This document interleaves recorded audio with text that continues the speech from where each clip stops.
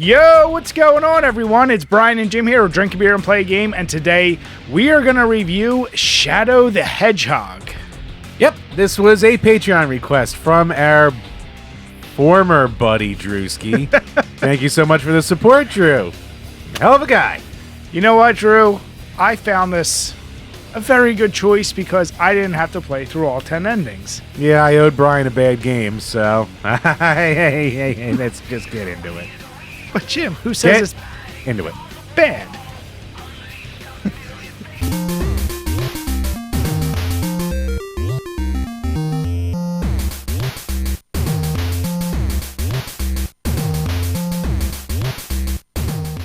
Originally released in November of 2005, this came out for the GameCube, the PlayStation 2, and the Xbox. It was developed by Sega Studios USA and published by Sega. Shadow was a very popular character after showing up in Sonic Adventure 2, so they went, hey, let's do more of this guy. Let's give him his own game and some guns. Jim, is it because he had cool attitude? Yeah, Brian, he was the anti-hero everyone loved. So he was the Stone Cold of this Sonic universe? Yeah, kind of. So the basic story is Shadow wakes up, he has amnesia, kind of a holdover from Sonic Heroes, and yeah, it's just convoluted. Let's just get into the rest. The graphics. If you're a fan of this channel, then you know Jim and I, we are a fan of this generation because we feel a lot of these games really hold up. And that statement holds true, especially even with this game. Now, first, let me get some of the negatives out of the way. There are a lot of levels, and you're going to hear that a lot, but here's the problem. So many of them get reused over and over. And the enemy varieties are really low. You really only have a handful. There's a few human enemies, and then you have the dark agents, flying enemies, robots. But that's basically it. There's not a ton going on. And when it comes to bosses, they even reuse those. So that's probably our biggest complaint. The nice parts of this game is the main characters themselves, they're all really well done. We are a fan of cutscenes, and we even enjoyed those as well. But what we did find was the biggest surprise is, at some of these moments when you're going really fast, and on this gen, there wasn't as much slowdown as we expected. Now, I played it on the PS2, Jim played it on the GameCube, and neither of us had problems with that, which I was sure we were going to, because there can be a whole lot going on the screen. Now, I will say, the one time I experienced just a tad bit was during one of the boss fights when there's multiple missiles going off and there's enemies around you. There was a little bit of lagginess. But outside of that, on the common levels, I didn't have any problems. And when you use things like his dash move, which you think would slow things down, it really doesn't. Some of the levels, even though they're reused, can look really nice, and the lava effects and fire effects are really well done. And our favorite levels, without a doubt, have to be these cyberspace levels. Like I said, you might not have a ton of variety, but there are some good details thrown in here. So while Jim may want to hate this game a little more, at the end, I gave it a 7, Jim gave it a 6. It's still above average, it runs fine, and you know what? For a 3D Sonic game from this generation, what more can you really expect? So when it comes to beer, I'm just going to give 1 for those awesome cyberspace levels. The sound. Alright, this is one of the most surprising parts of this game because I actually liked it for the most part. So, like Brian said, the voice acting, it's the first time all the actors who appeared in Sonic X are in a video game, and they do a pretty good job. I know the hardcore Sonic fandom has a problem with Sonic's voice actor at this time, so I thought he sounded okay, and the rest of the actors sound like what they would have sounded like on the show. The problem with that comes in when you have these really goofy voices during some of the more serious cutscenes. Kind of takes the, takes the old feeling out of the old seriousness there. But speaking of serious, let's talk about the main character, Shadow. Boy, that guy is dark and brooding. Always sad, always kind of depressed, always angry. Weirdly angry during the good sections, weirdly nice during the bad sections. We'll get to that later. But overall, his performance isn't as bad as I thought it would be. I was kind of expecting more annoying and more brutish. Although, prepare to hear the word damn, because you're going to hear that a lot. Every time you die, every time you get hit, even during random times and random cutscenes. It's like Ron Simmons over here, just saying damn left and right. The music's actually pretty good, too. Crush 40 returns to do most of the music in the game, and a lot of the music tracks do wind up getting recycled, and depending on how crazy the game is or the level is, there's some where you're going to be able to hear the music more than in other ones, but the tracks you get are pretty good, even though sometimes the track wouldn't really match the level and the seriousness of what's going on either. That's kind of a common theme of this game. But the ending songs are actually pretty awesome that you get in the credits too. You get 2 or 3 different ones, so they're pretty friggin' cool. Overall, it's solid. It's not perfect. It's got its problems. Get used to hearing the sound of a gunshot because that's done every single time you do a menu option. So that gets really annoying real quick, and it blows your ear out. The sound balancing is pretty terrible. But with all that being said, we both gave it 7s. Solid package. And I'll just give it 1 beer for the sometimes goofy line reads. The control. Well, this may be the worst part of this game. And let me start by saying... Maybe not, Brian. Maybe not. I mean, for me, in my short amount of time with the game, Jim, I would say it's the worst part. I'll get to that. So, this game tries a few things, and Jim and I are by no means experts on previous Sonic games, but they do things like the ability to lock onto your enemies and do this homing attack, I'm going to call it. Seems like a good idea, except the number of times this will get you killed over and over again is so goddamn frustrating. Not to mention, just the number of times when you're running around which goes way too fast. I know it's a weird thing to say in any Sonic game, but you're going a little too fast in sections. You can jump over the edge way too easily. So it feels super slippery when you're running and jumping. Now, there are sections that are meant to mimic like the old school Sonic where you have rings and hoops and all that. Those work fine. But in the regular go around the area, attack enemies, you're moving too fast, you jump too high, you're going to fall off the edge. But then let's move on to the little gimmick of this game. Shadow has guns and swords and these energy things. He gets a whole arsenal to use.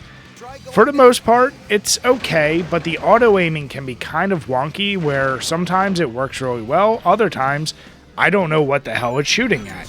And don't even get me started on when you have to use missiles or grenade launchers or anything like that, because it gets even more goofy. When you think you're locked on to larger enemies, a lot of times it unlocks and it'll just shoot the ground. So if you have to hit some of these worms in the head, guess what? You might waste your whole ammo thinking you're hitting it, and you're really not. So that throws you off completely as well. And then because you're moving so fast, because you have so much going on, you can't really control the camera that well. And that is another really annoying part of this game. So you have all these little frustrations that build up in an otherwise kind of okay game. Some of the platforming can be done really well. Other areas, like when you get in these vehicles, which, why the hell do you need to get in a vehicle as Shadow? I don't know. But they seem completely unnecessary, and those things are slippery as hell. When you're in this, like, Robotnik robot, that thing jumps like he's on the moon, and when you're trying to land on moving platforms, guess what? You're going to fall off that as well. There's a lot of little problems that amount to just bigger annoyances, and sure, if you're like Jim and got to play through the entire game and every ending, you might be able to get through the game fairly well without getting the bullshit deaths, but they are still there in spades for people like me who only played through it once, and yeah, it was terribly annoying. So when it comes to scores, we could only give it 4s. This isn't even average. It holds this game back from being the true greatness that it should be. Easy there. I mean, Jim, he's got attitude. He says, damn, he's got guns. What else do you need from a game in the mid-2000s? He does have a motorcycle. That's what I mean. So when it comes to beer, I'm adding 3 for all the annoyances you had to deal with, and for the fact that little changes could have made this game a completely different score. The gameplay. Here we go. First off, the piggyback off what Brian said. So, when it comes to the control, the slipperiness will kill you. The homing attack will kill you. You have a melee attack that is useless. It all comes down to the guns that they introduced. That's the only weapon that A, will ever do real damage to an enemy, and B, it's like, unless you don't want to spend a half hour on boss fights, you need to use guns. And for the most part, to do objectives, you need to use guns. Get the guns, learn the guns, use the guns. You'll find ones you like, you'll find ones you don't. And you eventually unlock special ones, which are kind of cool and kind of useless. The levels! Well, there's 22 of them. And you would think to yourself, that's not so bad. But then you realize that this game implements a Star Fox-like kind of progression of going through different paths. So, you wind up with 326 possible paths that you can do to advance the story of this game and your runs. So, that's actually kind of cool. There's a big problem with it, though. There's 10 different endings that you have to get before you can unlock the true, what they call, last story, which is the actual ending of the game. So you have to go to each specific final boss fight to get to these endings. And to get there, you have to do one of 3 mission types: Hero, Dark, or Normal. So Hero is for the good guy stuff, Dark's for the bad guy stuff, and Neutral's when you just, for the most part, have to get to a Chaos Emerald or a ring to end the level. I'll say this: the most fun you'll have in this game is when you're just speeding through it, hitting guys along the way, and just doing the normal missions and getting out of it. Because at that point, like, you're still keeping that sense of fun, of cinematic action, all that kind of stuff. And you can kind of just skip over a lot of the bullshit. The problem comes when you have to actually do the missions. Because a lot of them will be, kill all the dark enemies in this level, kill all the good guys in this level, or they're the gun soldiers, or collect 400 rings, or destroy 5 power generators, or flip 4 switches, or destroy 20 bombs, or blah, blah, blah. And these can be so annoying to do. Well, I mean, it's bad enough you have to kill every single enemy of a certain type, whether you do Hero or Dark, but it's not like they make it kill 10 or 15. No, you're killing 50. And guess what? If you miss one, you don't have like a map to tell you which way to go. The most you have is a number of checkpoints throughout the level, so you can just go back to a previous checkpoint and hope, oops, maybe I missed something here, and keep looking around. There's keys to unlock in every single level. There's up to 5 keys. Thank God that the number of keys that you find are saved throughout all of your runs. So you don't have to do it all at once. You can just collect them as you go. Sometimes you'll just haphazardly find them. Or you can go out of your way to look for them. They're not that special. Like, you can get like a better weapon or a special vehicle to use behind these key doors. Or maybe like another path. But for the most part, it's not anything you need to do. I only ever got it for the first level. Let me just throw that out there. You do get boss fights. And you get one of about 3 or 4 different types of boss fights, and it's all random depending on how you go. So you might do a run where you hit maybe 1 boss fight or none, and then you hit ones where you can hit 2 or 3. Same goes for cutscenes. You might get some with cinematic cutscenes or some with no cinematic cutscenes at all. And then there's the story, where as you go, you basically get one of 3 endings. I guess spoiler for a nearly 20-year-old game at this point. Either Shadow turns evil and he's like the bringer of destruction, along with Black Doom, who is the new bad guy they brought in. You can think you're an android, and by the end you think you're a robot. Yeah, that's like the Eggman ending. And then you can just be the good guy who saves the world, that kind of crap. You not only do you have like recycled bosses throughout the game, the final bosses are recycled because you're only going to fight one of 3 different types.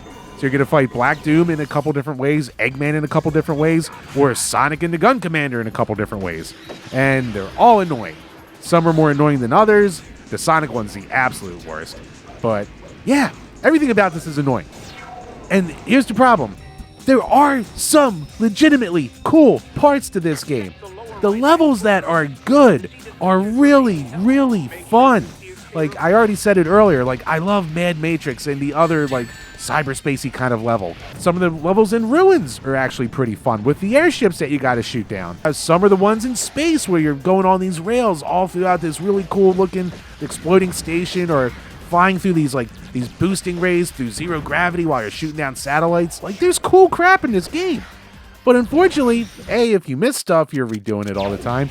And B, the stuff that's bad is just horrific. Oh, also the game's kind of glitchy. So there's some times where the game will just glitch and it won't give you an enemy you have to kill unless you like go and reload certain parts a few times or keep going back or just dumb luck your way into it. And then, of course, there's the slipperiness that Brian already talked about, because guess what? Sometimes you'll be going, oh, I'm just going to wall jump, do Prince of Persia wall jumping back and forth to get across this ledge. Oops, I missed the ledge. Oops, I fell into the ring, and the mission's over and I missed the objective. Now, in a good game like this, like Star Fox, there's a simple little thing where you lose a life and you can redo the level. Not here. Not here. If you miss your objective or you screw it up, you have one of two options. Now, when you're early into your runs, it doesn't matter because you're like, oh, I'll just go do another run, whatever. But when you're down to your last 2 or 3, it is soul crushing to F up and miss your objective.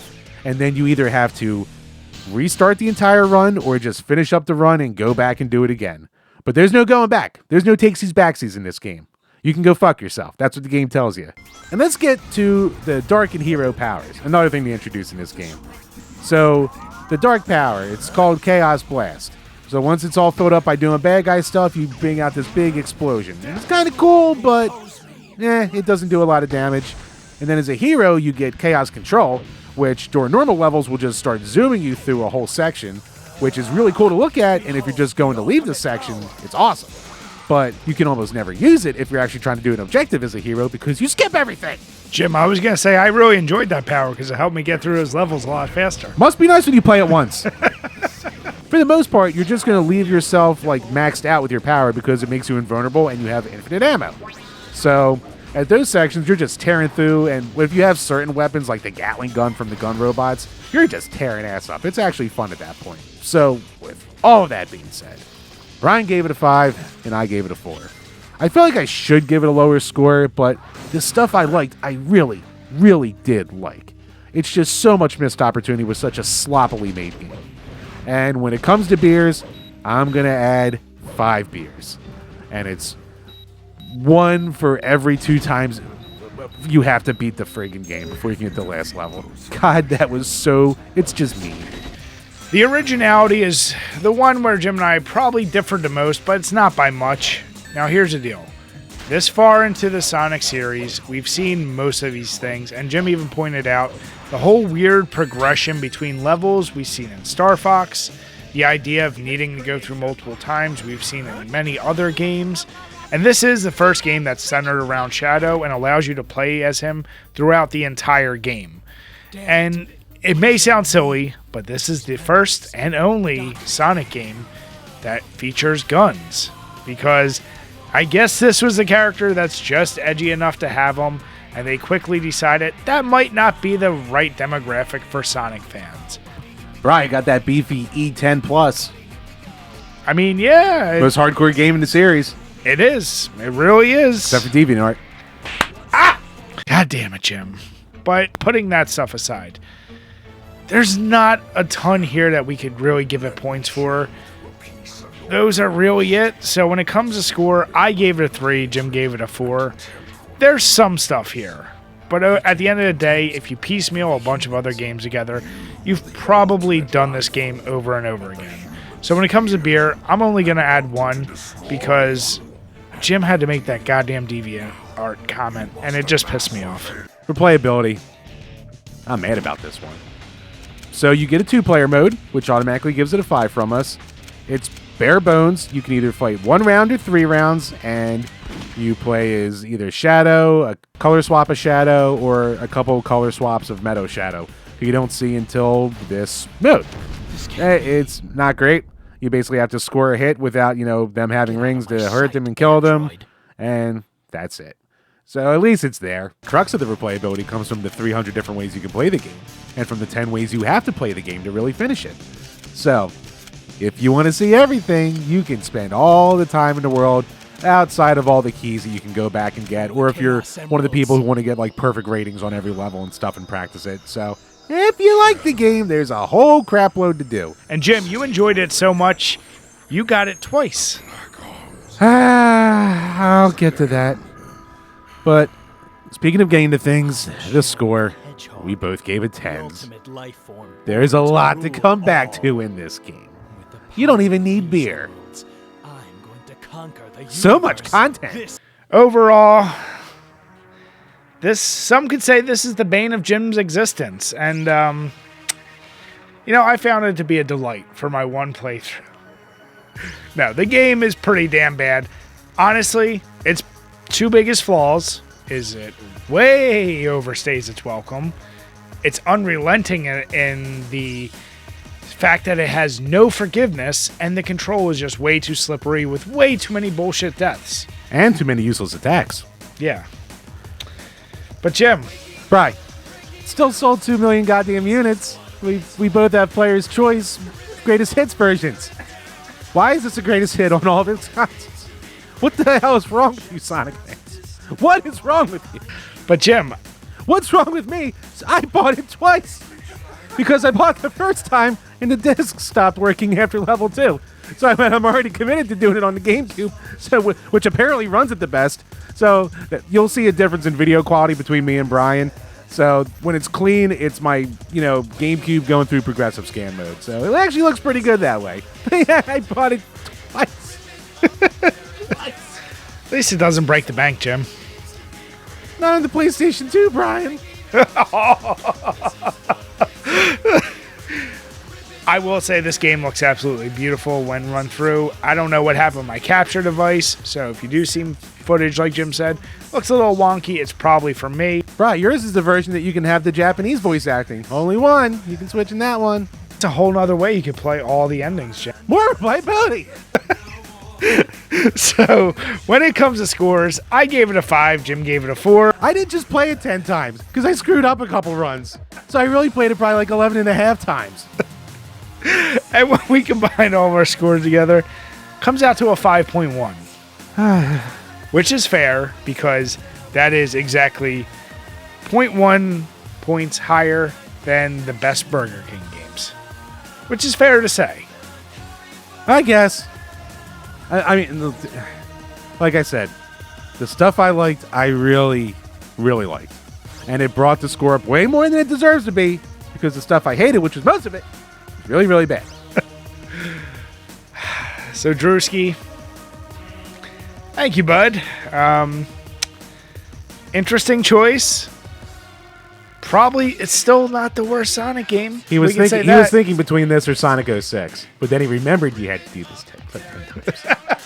That was his brain. That was So, evil lawyer. With that, we'll just say this is one you could probably leave alone, guys. Yeah, and if you feel like you have to play it, keep it cheap and get it for the PlayStation 2. Yeah. So with that, thank you guys for watching, and cheers. Cheers, everybody. When it comes to beer pairing, I'm going to go with the Drekker Brewing Company's Mass Shadow. This is a hazy IPA coming in at 7%, and just look at that label. Drekker always delivers on both the artwork and their beers, and you're going to need something really tasty to get you through all different variations of these levels. So if you're able to find yourself a 4-pack or a 6-pack, pick up as many as you can, and sit back and enjoy this beer and game. But remember to drink your beers and play your games responsibly.